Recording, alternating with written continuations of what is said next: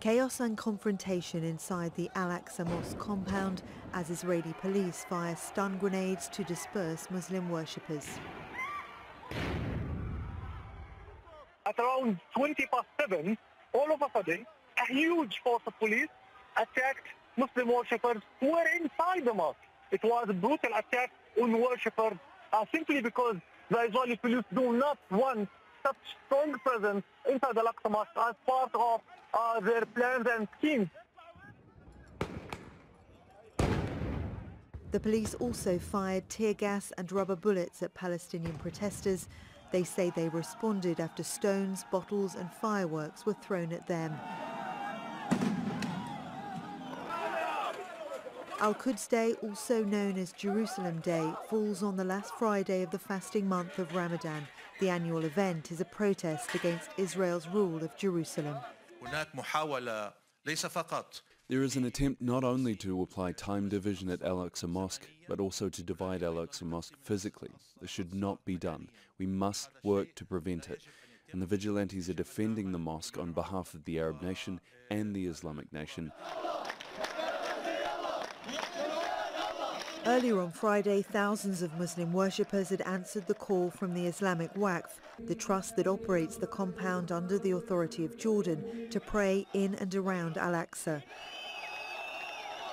The compound is a constant point of contention in the Palestinian-Israeli conflict, but tensions in occupied East Jerusalem have increased in recent weeks as Palestinians have protested against Israeli restrictions on access to parts of the city during Ramadan. And there's been unrest over an Israeli court order to evict Palestinian families in the Sheikh Jarrah neighborhood. Demonstrators tried to enter the neighborhood on Friday, but soldiers used sound bombs against the crowd and closed all entrances to the area. The United Nations has warned the forced evictions could amount to war crimes. This is a particularly sensitive moment, and it was predictable, and especially when Israeli forces are using such violent tactics that seem, that are disproportionate, firing percussion grenades and rubber bullets at unarmed protesters. The US says it's deeply concerned about the heightened tensions and called on all sides to work to de-escalate them. Regional countries such as Turkey and Qatar have condemned Friday's actions by Israeli security forces as an attack on human rights. Shalom. I want to start off by giving all praises to Yahweh, B'Hashem Yahushai, B'Hashem Akal Kodash. Double honors my teachers, the apostles and elders of Great Millstone. Peace and mercy to the elect, who are the house of David reborn again in this generation. And Shalom to the 130 Yasharallah, who today are known as the Negroes, Latinos, and Native Indians, who before losing their true heritage were known as, and still are, the true Hebrew Israelites of the Holy Bible. In today's lesson, we're going to talk about the video we just seen, but before I get into that, talking about that video, let's read this. This is Luke 21 and 24. And they shall fall by the edge of the sword, and shall be led away captive into all nations. And Jerusalem shall be trodden down of the Gentiles until the times of the Gentiles be fulfilled.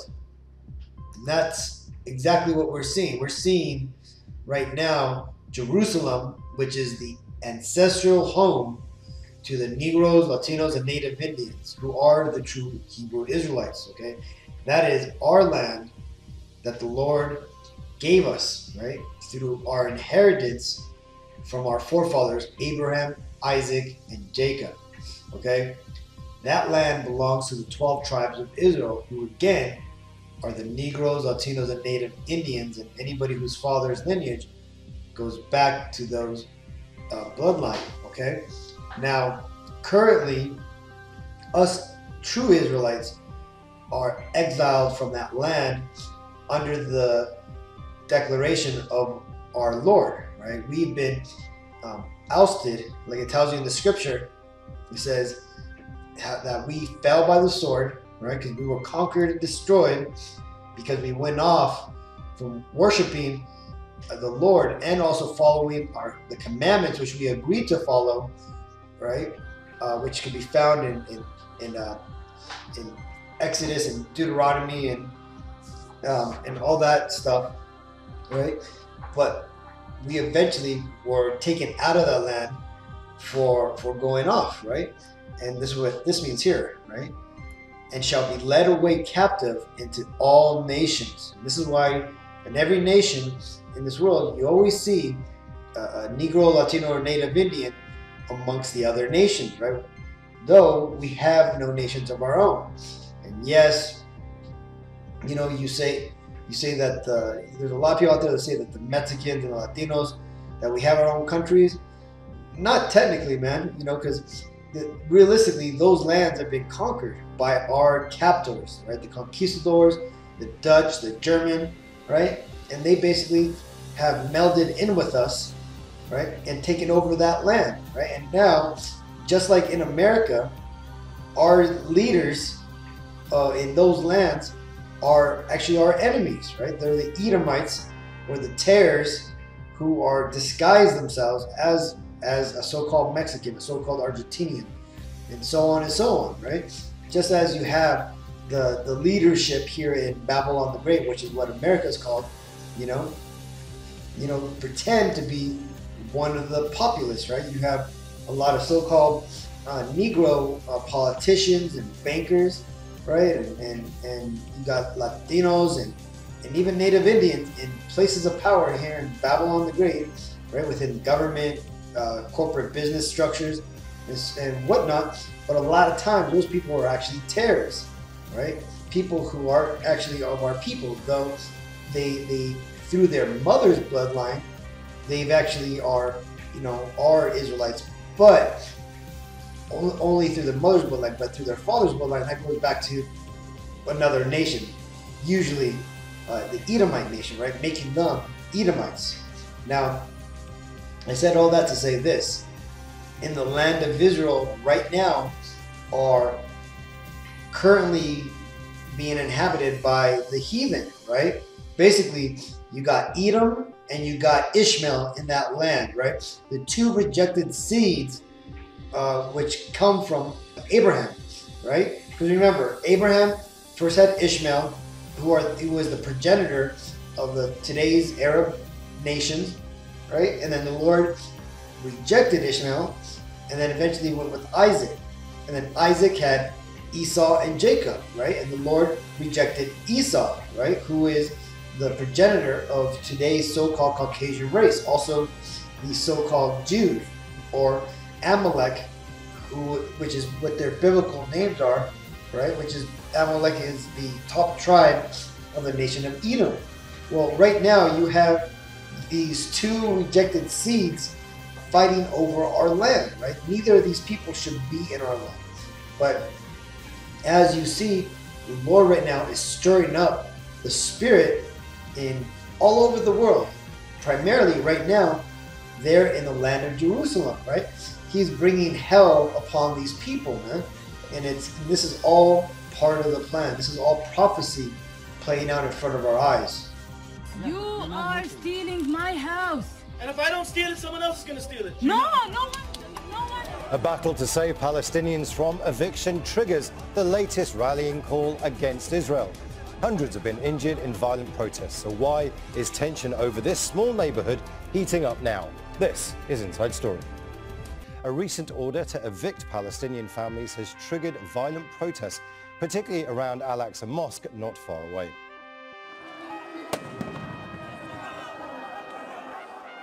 Israeli security forces fired tear gas and stun grenades to disperse demonstrators on Friday.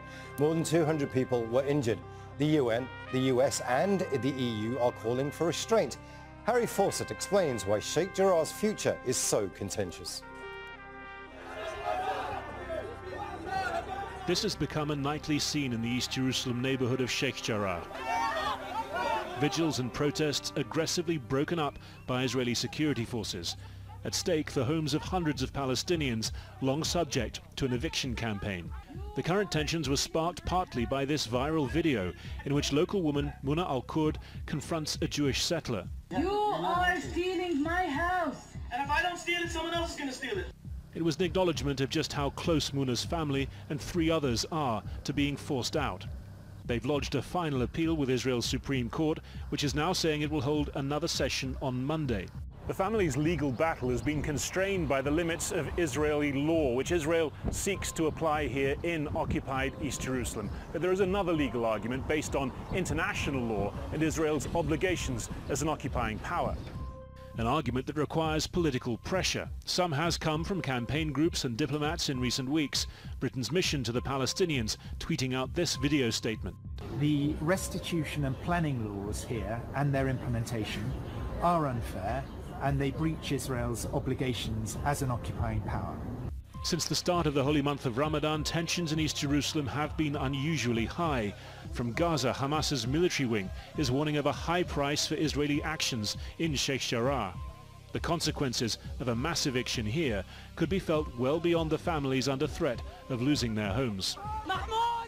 So besides that, you have these other websites that are reporting how all these other nations are now starting to condemn Israel, right? The so-called Israelis for what they're doing in that land to the Palestinians, right? Now, we don't really care what happens to these Palestinians because they shouldn't even be in that land either, right? Along with the so-called Jews, right?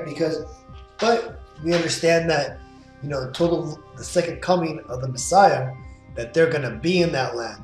Besides these Palestinians being kicked out, you also have the so-called Black Hebrew Israelites that come from the Ben Ami group, the African Hebrew Israelites of Jerusalem, right? They're being deported too, right? About 50 families are being deported. Well, with all these riots going on in the world, people are focusing on Israel. For example, here it says, Jordan warns Israel against barbaric attacks on mosques, right? This is talking about those attacks that couldn't happen, or that happened over at the Dome of the Rock, right? The Al-Aqsa Mosque, right? Now, for those who aren't sure what this whole mosque is, this mosque supposedly was built over the rock which Abraham was going to sacrifice Isaac on, right? Also, the rock which Jacob fell asleep on, right? And he used that rock for his pillow, right? That rock apparently is underneath here, right? When you go into this mosque, you see that rock. Now, that's false, okay? And the reason is because this Temple Mount here that they're here protecting, this is really a Roman fort, right? The Roman Fort Antonia, which was built by Herod the Great, and it was named after the Caesar of the time, Mark Antony. This isn't the land which the temple was originally built on. The temple, when you get into historic records, was actually built over what's known as the Old Town, which is really right next to this area, man. But this was the huge Roman fort that was built right next to the Temple Mount, the real Temple Mount, in which they used to ultimately destroy Israel, right? Now, besides Jordan warning them, you have Turkey, right? Also coming out condemning this. It says, Turkey calls Israel a terrorist state, seeks to save Jerusalem.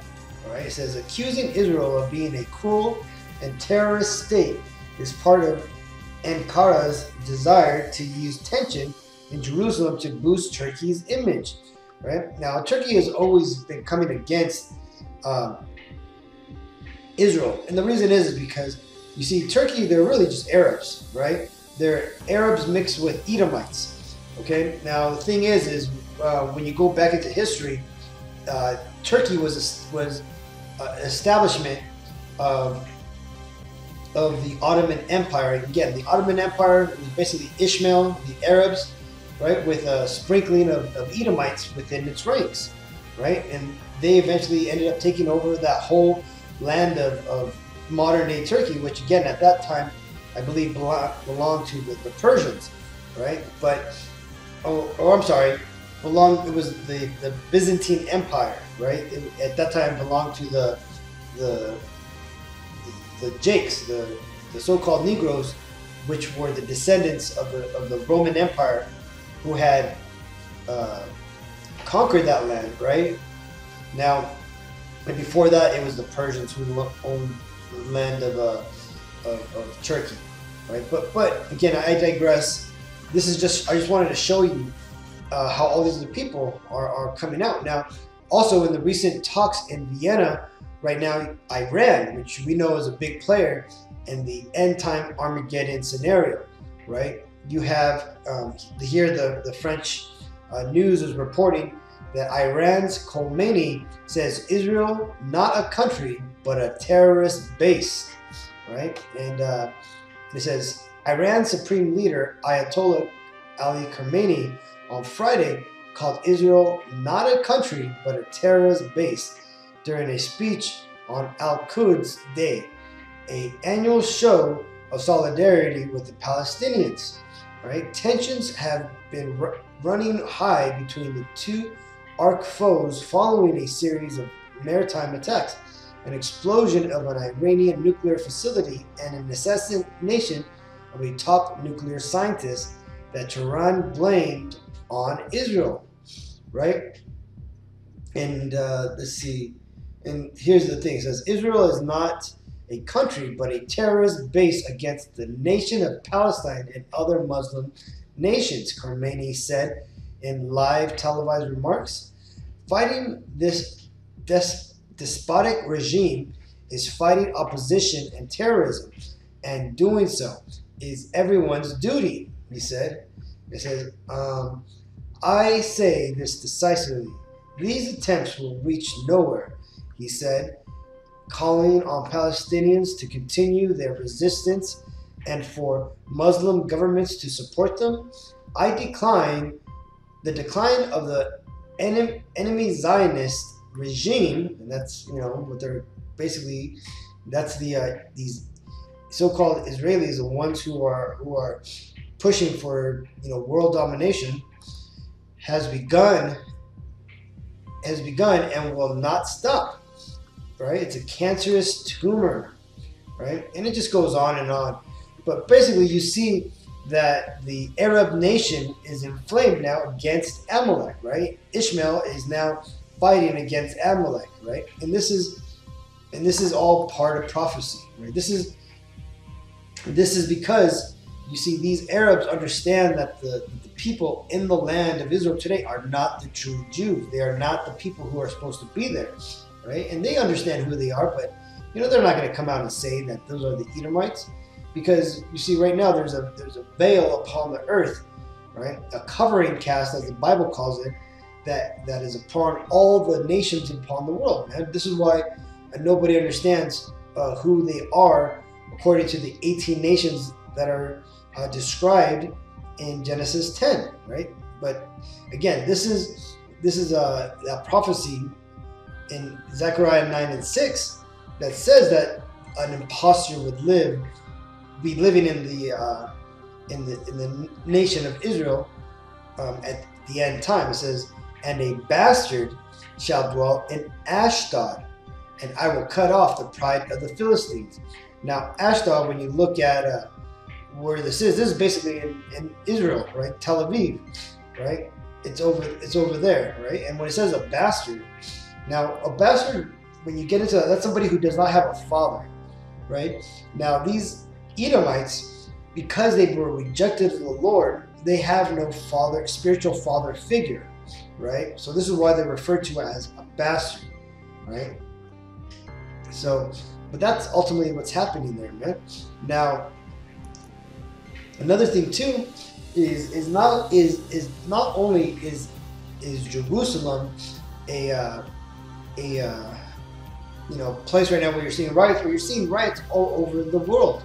Right now, if you go to this website, the Carnegie Endowment for International Peace, it actually shows you an up-to-date, map for it's a global protest tracker, and this isn't that accurate, but it's fairly close, and this has been updated as the 5th, right? And it says over 230 significant anti-government protests have erupted worldwide, right? And this is actually right now, what and it says more than 110 countries have experienced significant protests. 78% of authoritarian or authoritarian-leaning countries have faced significant protests. Over 25 significant protests have been directly related to the coronavirus pandemic, right? And if you look at the map, this is the current protests that are going around the world right now, right? And this has changed around because, again, there's other protests going on right now. They're not covering the Seattle one. And there's other ones here that just don't make the news, right? You have, I think there's stuff going on in Canada, right, because of the current lockdowns. Or I think that's right here, right? But again, right now the world is basically on fire, man. You have people rising up against the corruption in this world. And if you go down here by the chart, it tells you the country, and look at the motivation. It says economic, political, corruption, right? Now let's take a look at this corruption, and look at this, man. Look at all the reasons. Corruption, all these things, man. For the most part, political, corruption, and economic. That's, for the most part, that's one of the reasons that these protests are going on, man. Because the world now is being pushed into the New World Order, and that is causing there to be a massive disruption in the lives of the people upon the earth, right? And why is this ultimately happening? Well, because again, this is all prophecy, right? The Messiah himself said that upon his return, this would happen. This is Luke 12:49.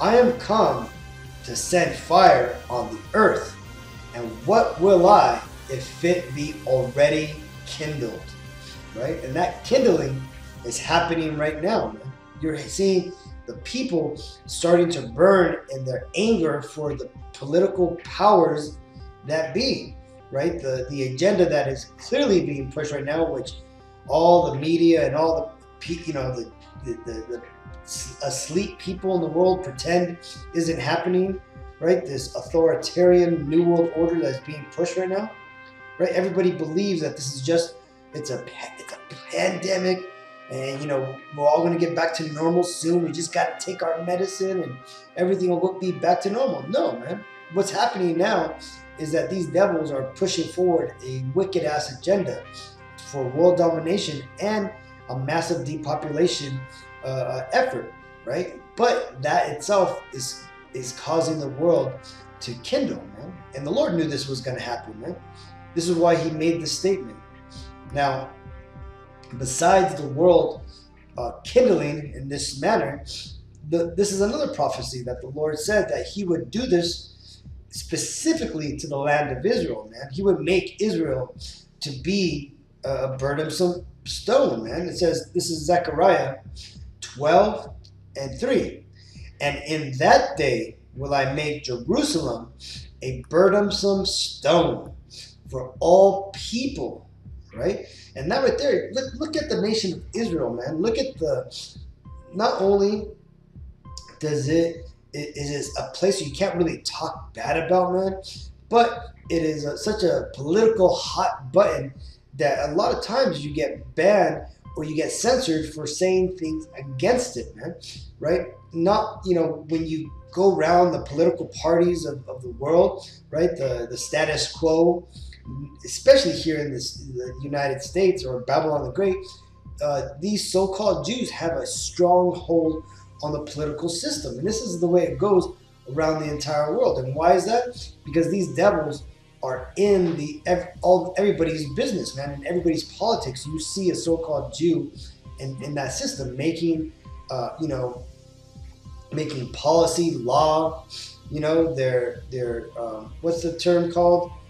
They're consulting, right? They're lobbyists, right? And what this is doing is it's becoming a burden on the people of the world, man, where people understand who the problem is, but nobody can do anything against it, right? Because they are technically the leaders of the world, right? This is why the Bible says in Genesis, when talking about the blessing of Edom, right, that their blessing would be that they would basically have the world, in rulership at the end time, man.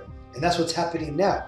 But that being said, that nation, especially their top tribe, Amalek, which is dwelling currently in our ancestral land, right? When I say our, I mean us Israelites, the true Israelites, the Negro, Latino, Native Indians, right? They're currently, squatting in our land, and because of that, it is creating a burdensome situation for all the world, man.